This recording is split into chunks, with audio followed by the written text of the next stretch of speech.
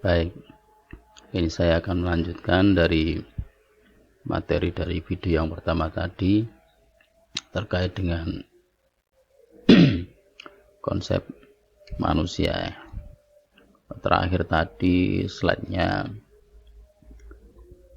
sudah sampai di slide 6, khususnya di psikologis. Saya akan lanjutkan ke slide berikutnya atau slide yang ke-7, yaitu manusia adalah makhluk sosial. Saya kira dari mahasiswa sudah tahu, paham terkait dengan apa itu makhluk sosial ya.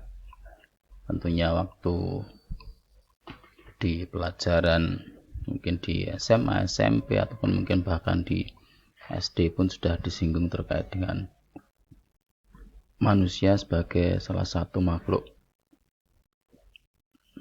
sosial ya. Apa yang dimaksud dengan itu, yaitu di manusia ini pada dasarnya adalah tidak bisa hidup sendiri ya. Manusia membutuhkan manusia yang lain, manusia membutuhkan orang lain, orang-orang di sekitar kita sepanjang hidupnya ya, sepanjang hidupnya. Jadi makanya terutama pasien, kenapa pasien itu harus dirawat ya, karena dia tidak mampu untuk melakukan itu sendiri di rumah, sehingga pada akhirnya dia meminta bantuan, memeriksakan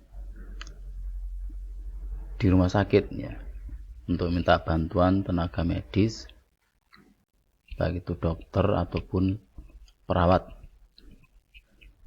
untuk mengatasi masalah dari penyakitnya. Kemudian manusia dipengaruhi dan beradaptasi dengan lingkungan sosial. Jadi setiap manusia, termasuk kita pun, di mana kita tinggal berarti lingkungan itu yang mempengaruhi kita. Kita jadi seperti ini salah satunya dibentuk oleh lingkungan sosial. Sekali lagi yang tadi di awal sudah saya sampaikan, lingkungan sosial yang paling dekat adalah keluarga, yang paling utama ya. Saat kita dididik dengan didikan yang keras, tentunya nanti akan menjadi orang yang berbeda dengan keluarga yang memberikan didikan mungkin saja dengan penuh kasih sayang, lemah lembut, dan seterusnya. Dan kita dituntut untuk melakukan sesuatu, bertingkah laku sesuai dengan harapan dan norma yang ada. Masing-masing orang mempunyai lingkungan yang berbeda-beda, di mana dia berada, tentunya disitulah pasti akan ada norma-norma yang berlaku di lingkungan kita. Dari kita diharapkan hidup, kemudian juga mampu mematuhi dari norma-norma yang ada. Kemudian berikutnya adalah manusia sebagai makhluk kultural, culture atau kebudayaan. Setiap manusia mempunyai budaya masing-masing.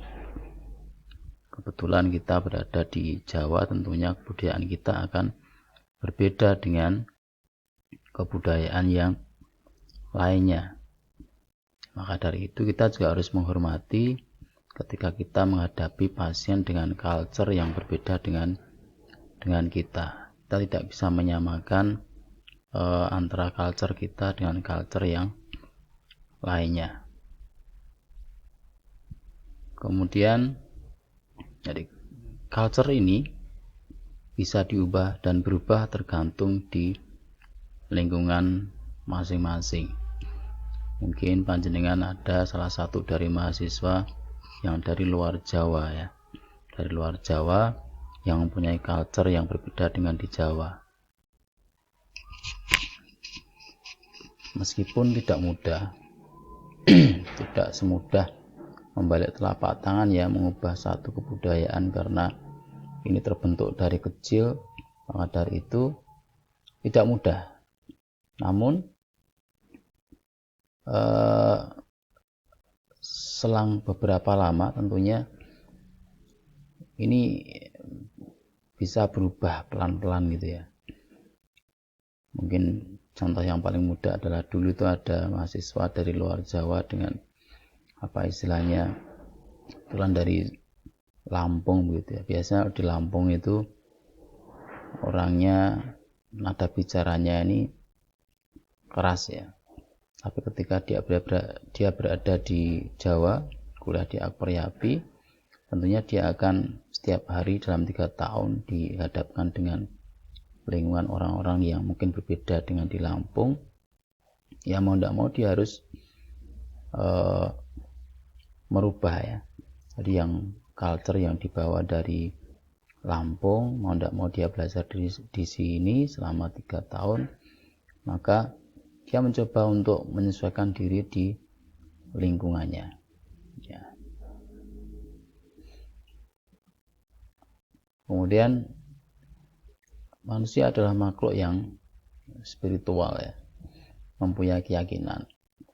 Ada kekuatan yang luar biasa.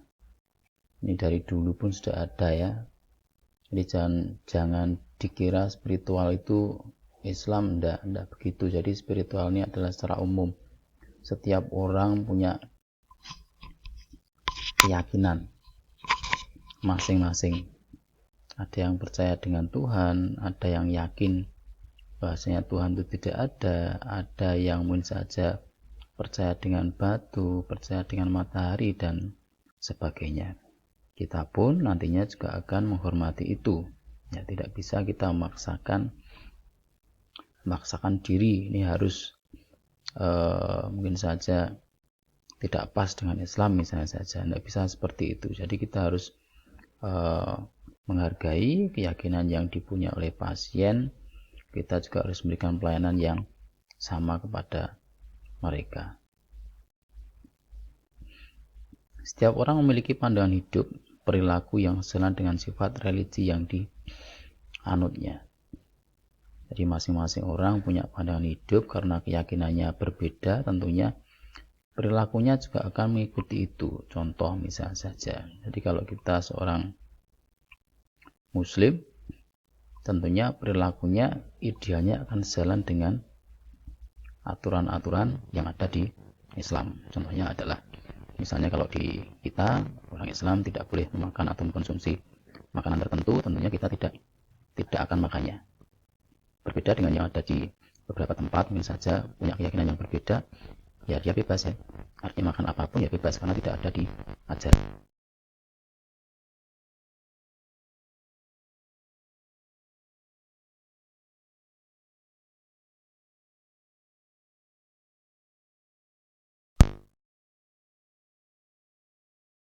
Manusia secara utuh.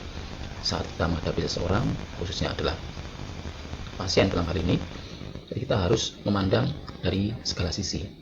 Tidak bisa hanya memandang dari biologis atau psikologis atau salah satu di antara itu. Jadi kita harus memandang dari segala sisi, baik mulai dari biologis, kemudian psikologis, sosial, culture, dan spiritual. Kemudian ini orang yang sakit, karena kita adalah makhluk holistik, maka ketika terdapat gangguan di salah satu dari 5 itu, unsur itu, tentunya akan mempengaruhi yang lainnya. Ya, contoh kecil adalah ketika pasien didiagnosis dengan mungkin saja kanker ya, kanker stadium akhir. Paling bawah itu ada contohnya adalah kanker payudara. Tentunya ini akan mempengaruhi jelas dari sisi fisik, jelas berpengaruh, atau biologis jelas berpengaruh ya, jelas kelihatan gitu ya. Berarti payudaranya ada benjolan, bahkan yang paling ekstrim mungkin payudaranya sudah dioperasi, mungkin ada luka dan sebagainya. Dari sisi fisik jelas itu ada gangguan. Cuma kalau kita lihat hanya dari sisi fisik saja, tentunya tidak pas ya. Kita juga harus melihat dari sisi psikologis. Nah, banyak orang yang dengan gangguan fisik mungkin psikologisnya juga terganggu. Pasien dengan kanker payudara misalnya, apalagi pasiennya usianya masih muda gitu ya, masih muda, ini saya kira akan sangat mengaruhi dari sisi psikologis ya. Selain secara fisik dia sudah seperti itu, mungkin stadium akhir harus diamputasi atau dioperasi begitu, maka dari sisi psikologis dia akan berpengaruh ya, karena usianya masih muda. Nanti dia berpikir nanti bagaimana, ke depan bagaimana, dia belum punya suami, kemudian bahkan mungkin sampai berpikir terhadap nasibnya ke depannya. Karena stadium 4 ini saja pikirannya adalah tidak hanya bagaimana dari sisi fisiologis fisik payudaranya, tapi juga mungkin berpikir yang paling jauh adalah kematian. Ini yang perlu kita pikirkan ya. Contohnya adalah di bawah itu ada klien dengan kanker payudara ya.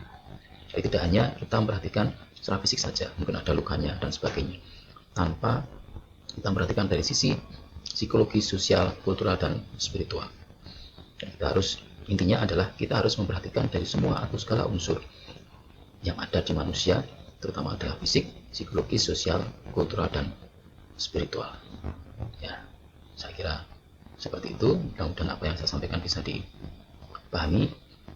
Mahasiswa bisa belajar dari segala sumber referensi, jangan hanya dari dosen pengampu saja, karena materi-materi seperti ini banyak sekali, teman-teman bisa akses di berbagai macam, baik itu buku online atau mungkin di Google ya. Sini sudah banyak untuk sekedar baca-baca ya, jadi tidak hanya berpangku dari apa yang saya sampaikan saja. Saya kira itu saja yang bisa saya sampaikan. Terima kasih. Pagi ini di sini hujan ya, mudah-mudahan tidak ada sesuatu, mudah-mudahan hujan ini menjadi berkah. Selamat belajar, terima kasih. Saya akhiri. Assalamualaikum warahmatullahi wabarakatuh.